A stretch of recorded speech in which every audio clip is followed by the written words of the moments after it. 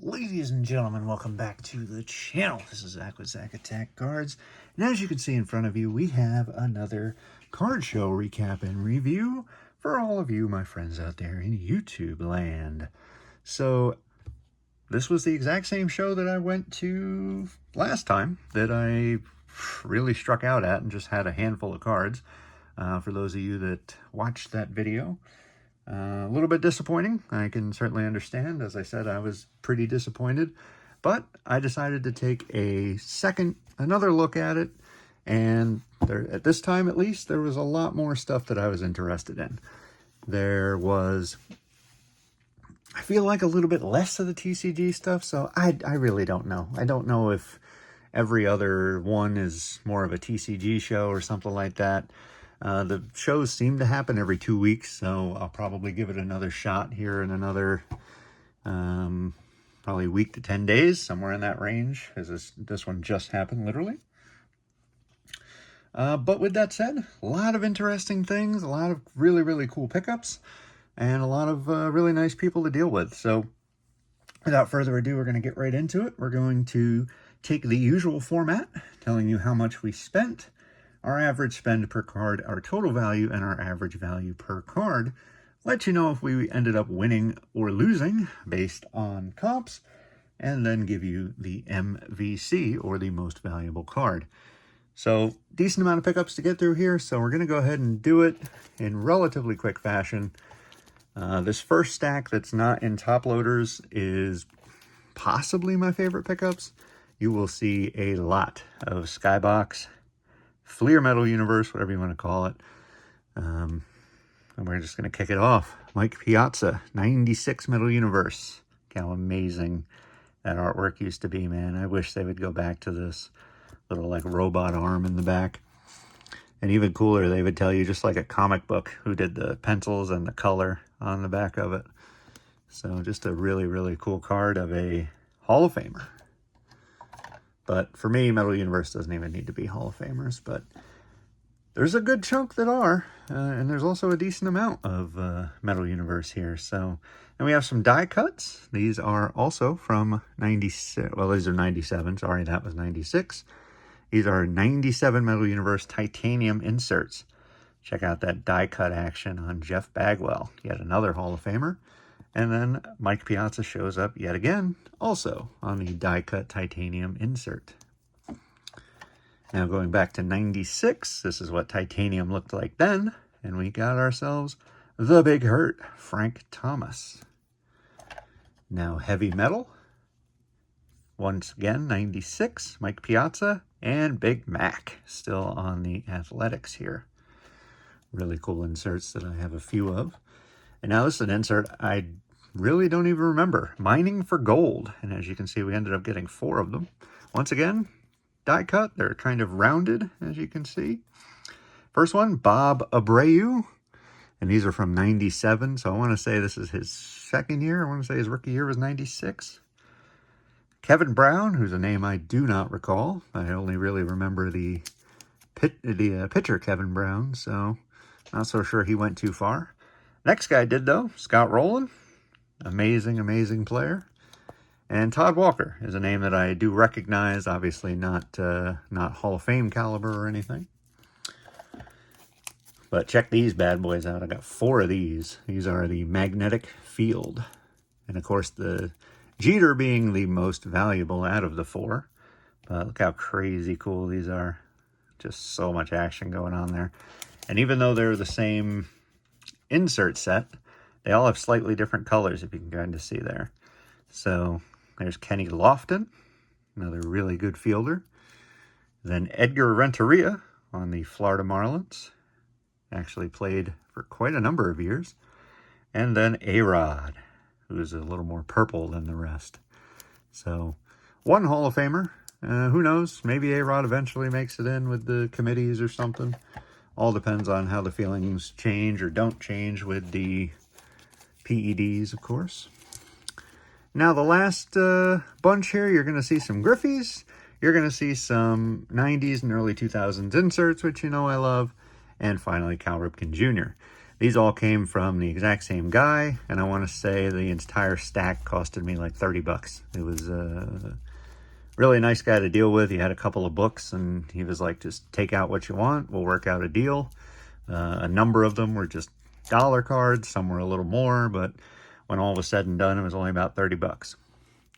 So Ken Griffey Jr. on the Leaf from 97. And now a score, I want to say 96 on this. Nope, 97 on this as well. And then absolutely love this year of Donruss.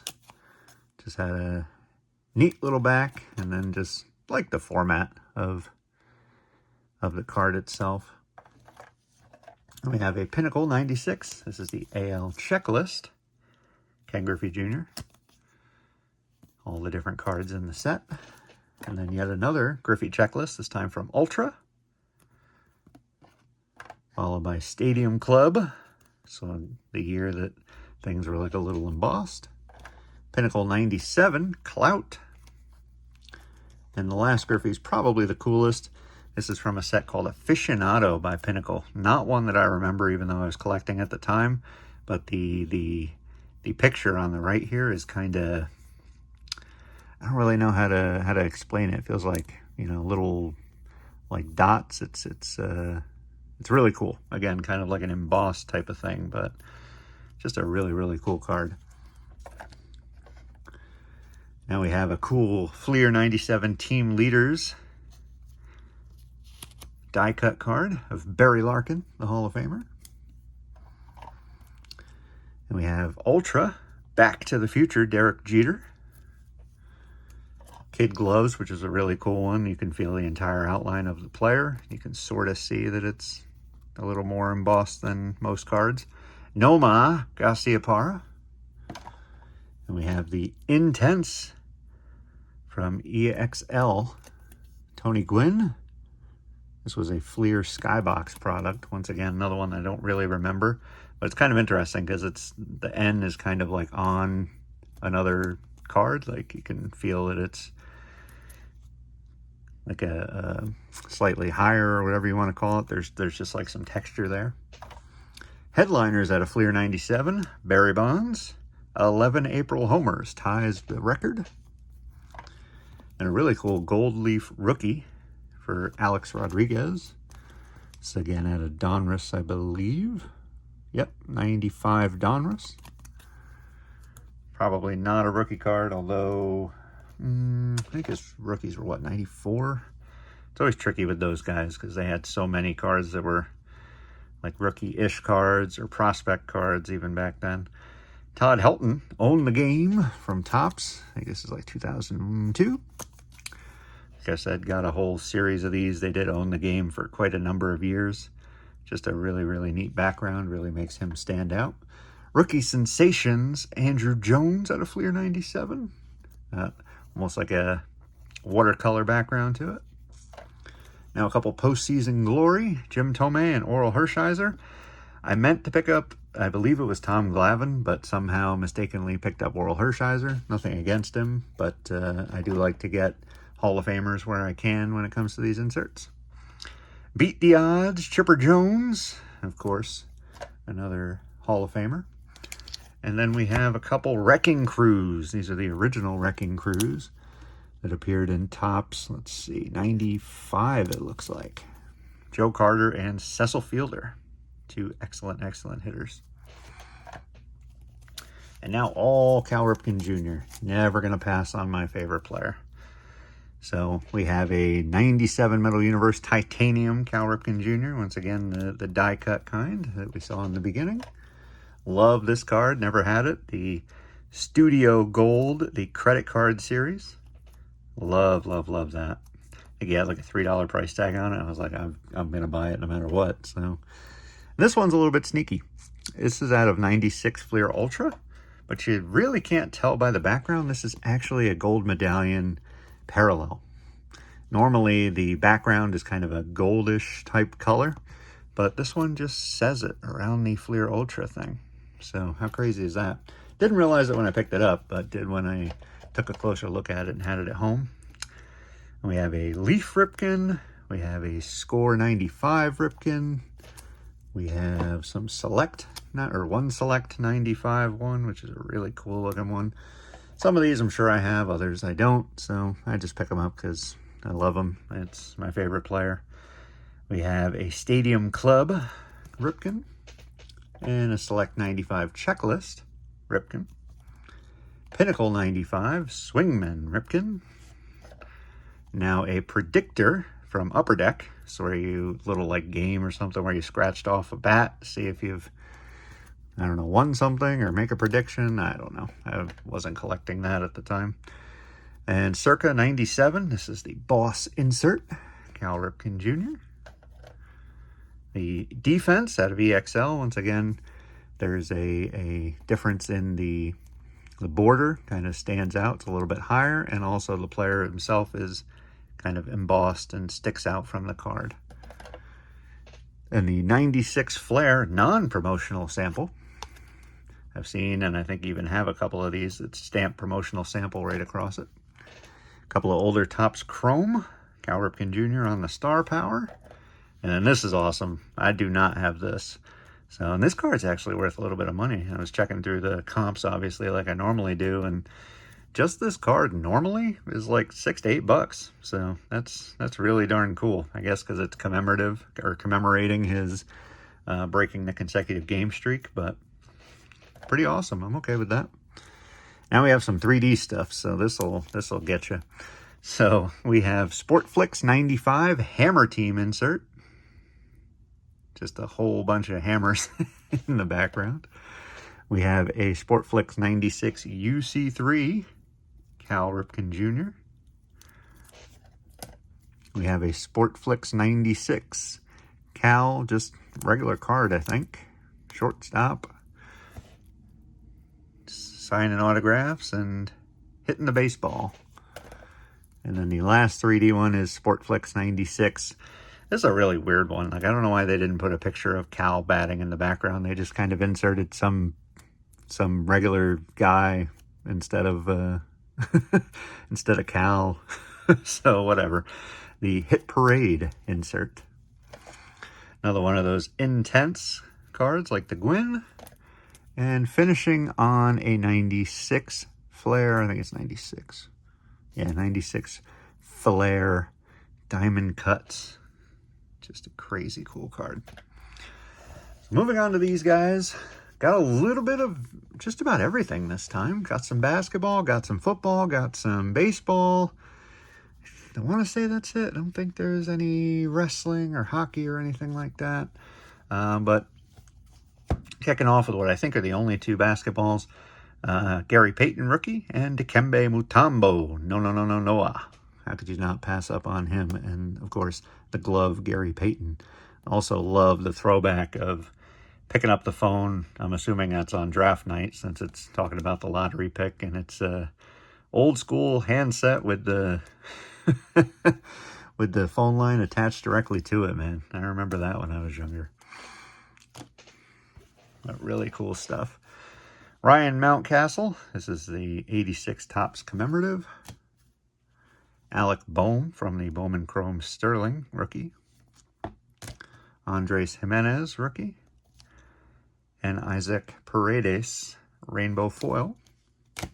Now a couple Jeter quote-unquote rookies. The Future Foundation from Collector's Choice and the Rookie Class. So a couple of nice ones that actually went for pretty cheap. I think they were only $1 or $2. And normally you don't see him for that price around here. He's just about king, just about to everybody. So his cards always come with a premium, just based on where we live. Trey Turner got a rookie cup. Ellie De La Cruz rookie and the 89 commemorative. Acuna rookie cup from Holiday. Jack Flaherty first Bowman Chrome. And we have a Jared Allen rookie card from Score. And check this bad boy out. Finally bought a Mantle. So obviously not a super valuable one, but I thought it was really nice. So it does have a little bit of a warp to it that you kind of see there. But to me, it's more about the eye appeal of the picture. Like, I think the picture is just really nice. The colors stand out pretty awesomely. So this is maybe my 5th overall Mantle, something like that. And trust me, I don't have any of the very expensive ones. So they're mostly his cheaper stuff.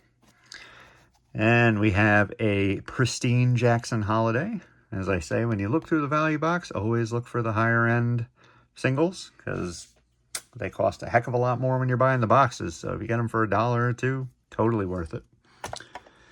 And a Colton Cowser Topps Chrome Update Refractor Autograph to $4.99.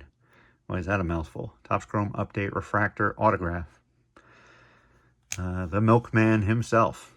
One of my favorite pickups, of course. Had himself a pretty nice year with my club. Think he'll only get better. Now another Metal Universe, this time football from '97. Marshall Faulk, still on the Colts.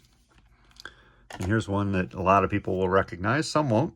Brian Bosworth, the Boz. What a kind of a what if, man. He was just dominant in college, and then just did not go anywhere when it came to the NFL.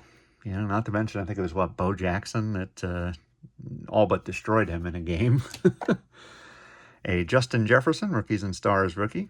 As I've said before, either the top 1 or 2 wide receiver in the NFL, depending on whether or not you think it's him or Jamar Chase. More Rookies and Stars here. We have Joe Burrow. This is the red parallel. Obviously, fantastic quarterback. Tua Tagovailoa, also the red rookie rush. And also the Ticket Masters, Tua. And then we have Jalen Hurts, also red on the rookie rush. And then just a regular Rookies and Stars, Jalen Hurts. I'll be the first to admit that I was wrong about him. When he first started playing for the Eagles, I didn't think he was the answer, but he's really blossomed into... I still want to say he's more of a game manager than a quarterback, and I don't think that's the bitterness in my mouth from being a Cowboy fan. So far, I don't really see him winning games. He's just one of those guys that always keeps them kind of in games. That's just my personal opinion, though, and I'm sure many people out there disagree. And now we have a rated rookie. This is a canvas parallel of Josh Jacobs. Obviously, a very good running back in the NFL. And then also a prestige rookie of Josh Jacobs. A couple of Justin Houston rookies, a regular refractor and an X-Fractor. So I thought those were pretty cool to pick up. He was quite dominant for Kansas City for a number of years there. A Matt Ryan star rookie from Upper Deck. And a Matt Ryan Topps Chrome rookie card. Now a couple of Devin Hester. The Fleer Ultra, still in the Miami Hurricanes gear. And then his star rookie exclusive edition from Upper Deck. Hall of Famer, of course. Jonathan Taylor, Optic Rated rookie and Select rookie. Select, I believe, is the premier level. And then a couple Warren Sapp rookies. Bowman and Topps. Obviously, Hall of Famer. Now a coach at Colorado with Neon Deion Sanders. Coach Prime, whatever you want to call him. So, next we have Haloti Ngata, Bowman Chrome rookie. Derrick Henry from Draft Picks. This might be my first rookie of Derrick Henry, so I'll take it. A couple Bucky Irving throwback rookies. I think he's an excellent player. Mistakenly picked up 2. That's all that needs to really be said there. Did not buy 2 on purpose. Stephon Gilmore, Topps Chrome rookie. We got ourselves a Tim Tebow from Topps Platinum.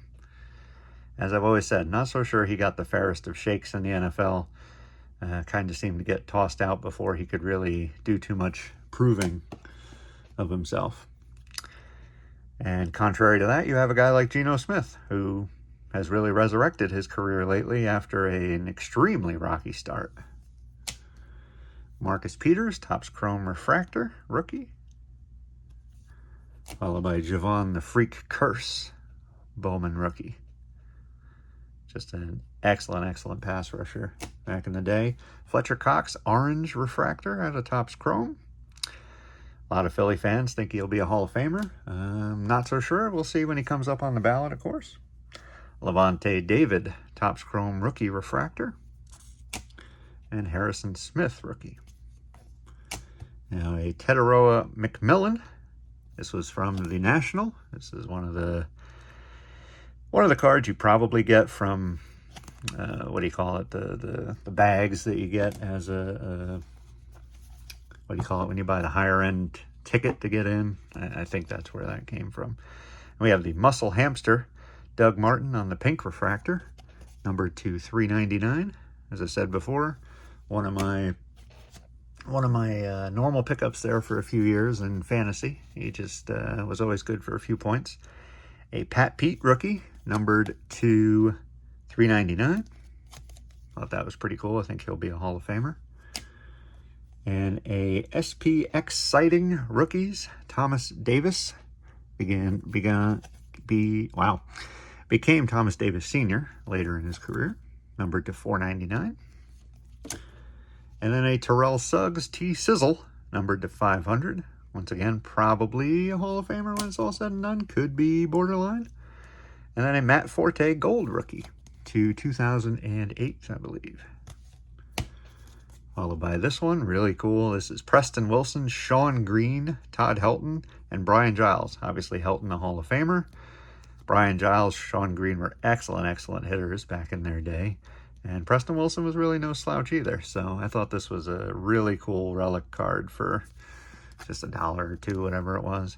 But once again, love the little blurb on the back that kind of just makes you feel better, makes you feel like everything is actually game used. Who knows? They could be lying. There's you know, it's not like there's any kind of contract there that says they can't. But just seems like a better blurb than you get nowadays when it just literally says game used or player worn.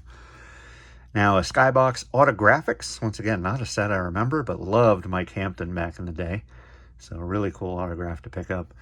Easily the first excellent hitting pitcher that I remember watching. Like, this dude could hit home runs, which was so neat to see any pitcher do.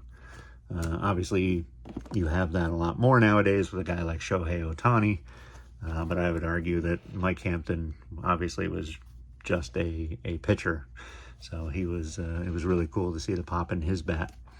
And then all the rest of these are inserts, once again from the 90s and early 2000s. Derek Jeter, 5 Tool Talents, pretty cool looking, almost refractor to it from Upper Deck. A couple of Encore 2K Countdown inserts, A-Rod and Vladdy Sr. Of course, Vladdy in the Hall of Fame. Upper Deck, Upper Realm, we got Big Mac, Roger Clemens, and Vladdy Sr. again, once again, and he's in the Hall of Fame. A Fleer Ultra Award winners, Barry Bonds. And finishing on Platinum Power from SP, the die cut, Mark McGwire. So really cool stuff. Hope you all enjoyed it. So to get down to the nuts and bolts of it all, the total spend was roughly $200. The average spend comes out to be about $1.67 per card, because there's 120 cards in front of you here. The total value ended up being $282. So we ended up, once again, in the black on this one, up $82 based on current comps. And then our average value is roughly $235 per card. The MVC is actually shared between the Mantle and the Cowser. And they were both worth about $25 a piece. Although I would award Cowser the actual MVC, since he only costed me $10 and was worth $25. The Mantle was marked for $50. I ended up getting a little bit of a discount because I bought it with a bunch of other cards here. But obviously the card's definitely not worth that. And especially with the little imperfection in it. That's where I kind of checked comps and then marked them down a little bit. So I don't think you'd have any trouble getting $25 for it, though. I mean, it's a Mantle. He's arguably the most recognizable figure in all of sports cards. So anyways, this has been a long video, so let's go ahead and hit the wrap up and get you guys on out of here. Appreciate you hanging around till the end. As always, if you enjoy card show pickups like this, definitely make sure to head down below, click the subscribe button, click the like while you're there, and we'll be sure to bring a bunch more just like this. We'll also have product rips and reviews and just a whole bunch of other fun stuff, of course, because that's all we like to do. It's the main point of the channel, just have a good time. We put out videos every Monday and Friday. Would absolutely love to have you along for the ride. And the last thing I want to say is just my usual spiel when it comes to card shows. Thanks everybody that set up there. Thanks to the actual, I guess, vendor that set up the space, or the show organizer, I guess I should say. Chick-fil-A was there, which was pretty darn cool. So it's a pretty nice space. It fits a lot of tables, which is cool. And it's always quite busy. I think that has to do more with the TCG crowd. I don't see quite as many folks, at least at that show, at the sports tables. So it's a good enough show for me to go to, because they're not gonna be you know, kind of in my way while I'm looking for stuff. But yes, thank you to everybody there. It was a wonderful, wonderful time, and you've renewed my faith in the fact that that show is worth going to when it happens again. So I definitely will. And that's just about it. Last thing is thank you guys. Thank you for watching this. Thank you for, like I said, hanging out for about 26 minutes. I truly, truly appreciate that. I know how valuable time is to everyone. So I'm just going to go ahead and sign off. I will catch you guys in the next video. Peace.